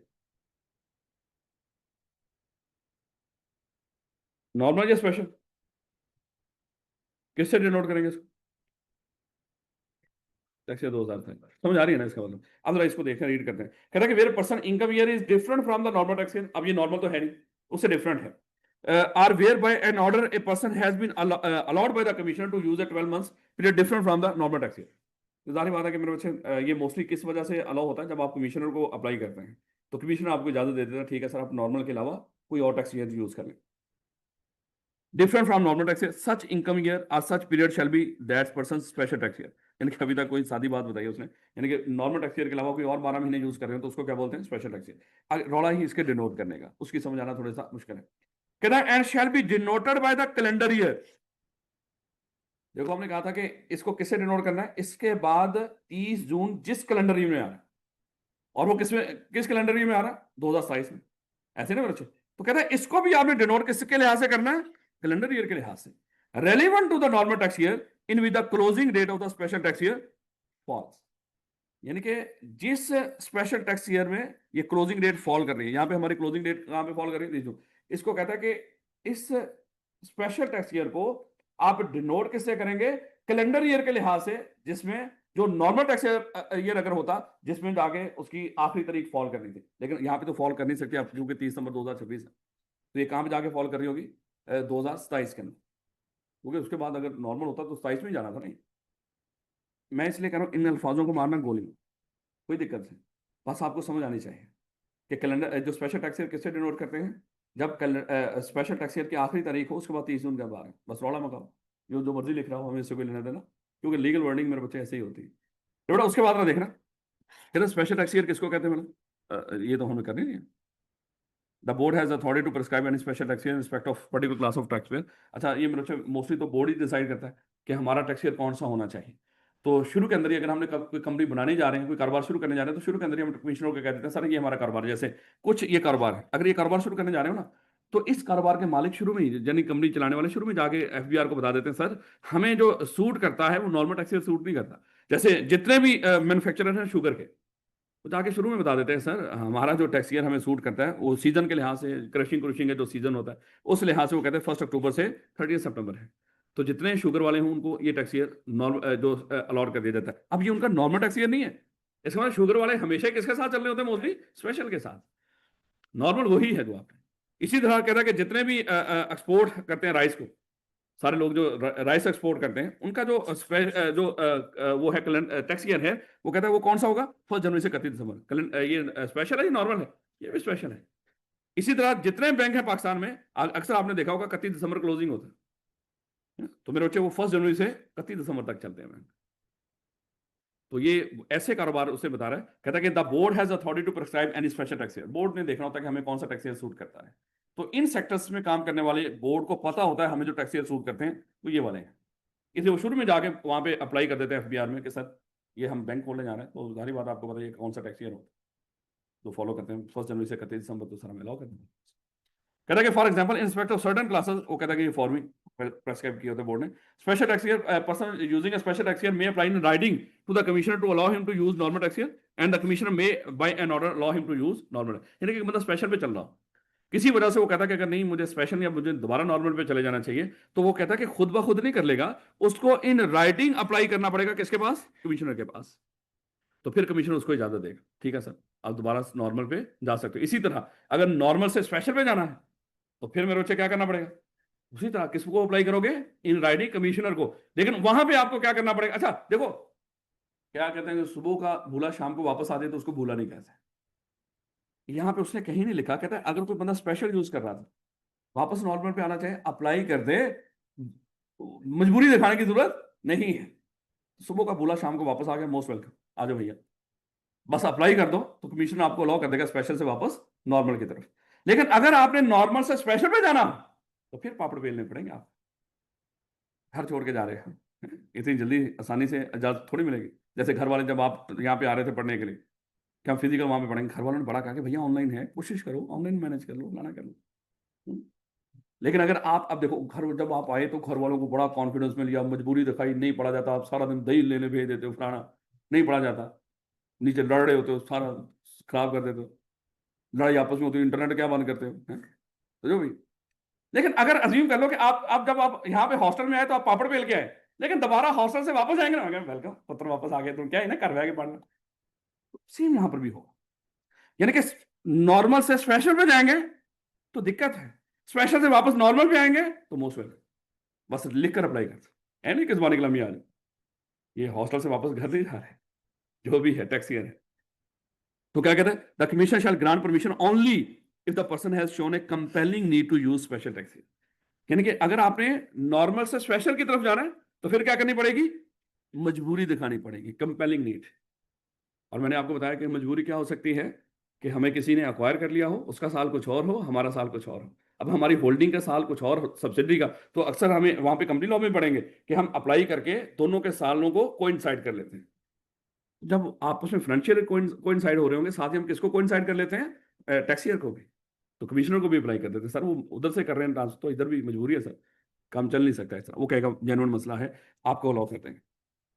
एज द केस में भी, and the permission shall be subject to such condition if any, as the commission, वो साथ कोई इजाजत देता हो, कंडीशन इम्पोज करना चाहे तो वो भी कर सकता है कि भाई देखो ये टेम्परेरी है, ये फलाना है, ये आपको अलग भी काम करना पड़ेगा, कुछ इस तरह का कुछ इंस्ट्रक्शन देना चाहता हो तो कर सकता है। चेंज ऑफ टैक्स, और ये बहुत दफा पूछ रखा है, अक्सर इस तरह का सिनेरियो दे देते हैं कि अगर एक कंपनी है, वो नॉर्मल टैक्स यूज कर रही है, लेकिन उस कंपनी को अब उसकी होल्डिंग ने, कोई और कंपनी होल्डिंग उसकी बन गई है, उसने खरीद लिया। अब ये सोच रहे हैं हमारे दोनों के जो टैक्स सेम हो जाए, आप इनको गाइड कर दें। तो गाइड क्या करना है भैया आपने?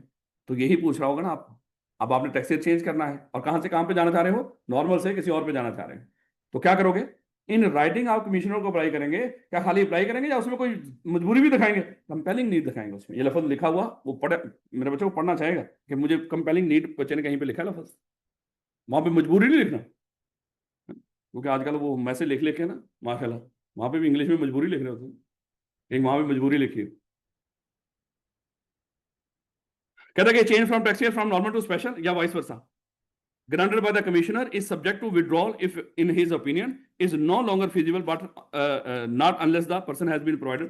कहता है बात का कमिश्नर के पास ये भी इख्तियार है, जिस बंदे को उसने स्पेशल टैक्स अलाउ किया था, उसको चाहे तो क्या कर ले, उस इजाजत को विड्रॉ कर ले। कोई भी उसको मुनासिब क्या है कि आप वो होल्डिंग शोल्डिंग वाला मामला नहीं रहा है, अब दोबारा से मान लो कि होल्डिंग का कंट्रोल खत्म हो गया तो उससे, तो आप दोबारा से नॉर्मल है तो वापस आ, तो वहां पे, लेकिन उसको वापस लेकर आने से पहले उसको मौका देगा सुनने का, तेरी अभी भी कोई मजबूरी है तो आगे बता दे, वन साइडेड फैसला नहीं करेगा। यानी कि बैठा बैठा ऑर्डर पास कर दिया, फलानी कंपनी अब उसकी सब्सिडी नहीं रही, अब उसको कहो कि वो दोबारा नॉर्मल पे आ जाए, नहीं, उसको कहेगा कि भाई अब हम चाह रहे हैं आपको नॉर्मल पे करते हैं, अब आपकी कोई मजबूरी नहीं रही, तो अब आप जरा बताएं आप, अब भी कोई मजबूरी है या नहीं, या कर दें उसको। बात समझ आ रही है? अपॉर्चुनिटी ऑफ हर्ट का मतलब क्या है? An order of the commissioner for change of tax year shall be take effect from such date, being the first day of the special tax year or the normal tax year, as the case may be, as may be specified। यानी कि कहता है अगर commission आपको इजाजत दे देगा तो ये कब से इफेक्टिव होगा? First day of the special tax year और नॉर्मल टैक्स ईयर।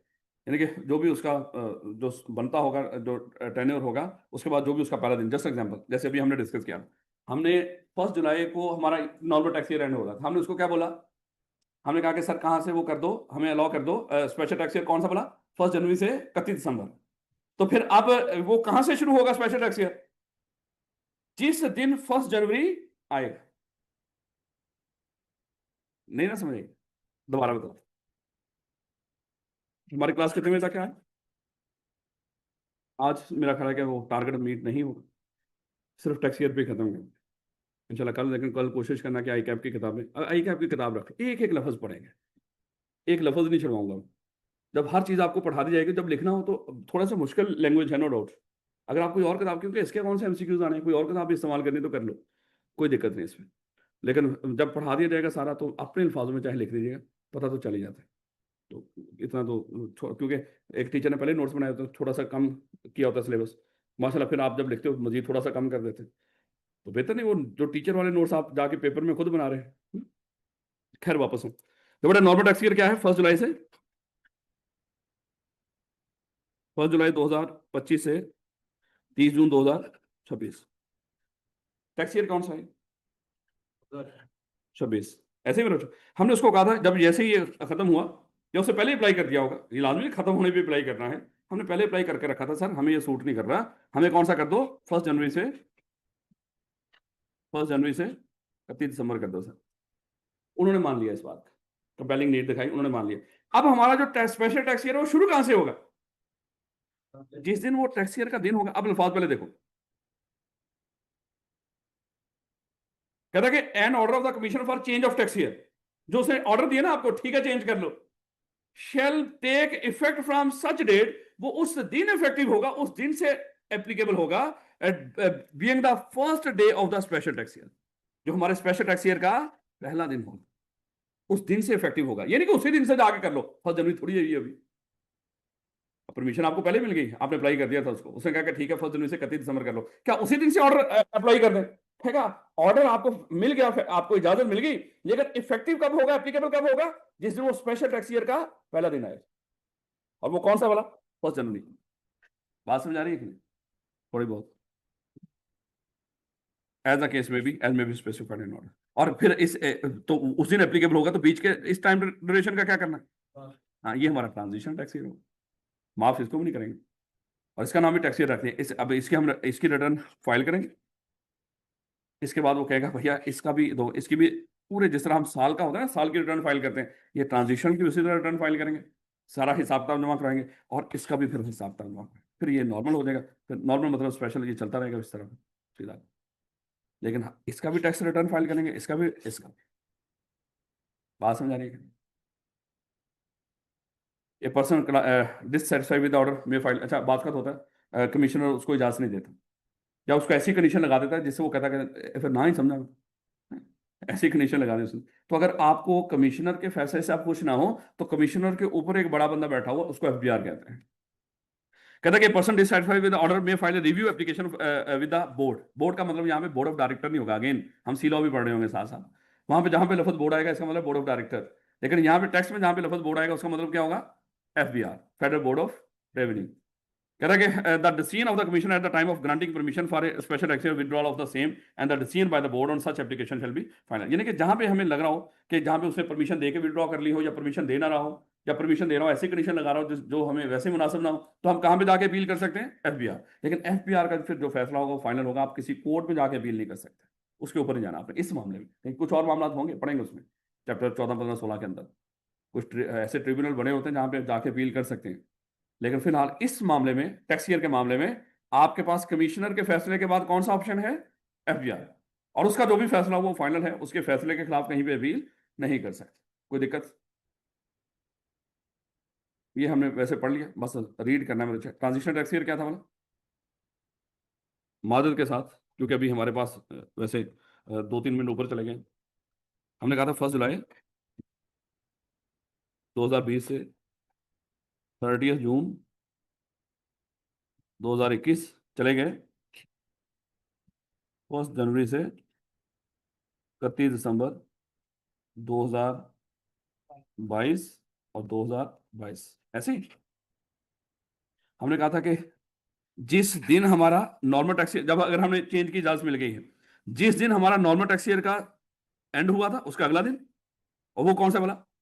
1 जुलाई 2021। और कहां तक? जिस दिन हमारा नया स्पेशल टैक्स ईयर शुरू हो रहा है, उससे पहला दिन, और वो कौन सा है?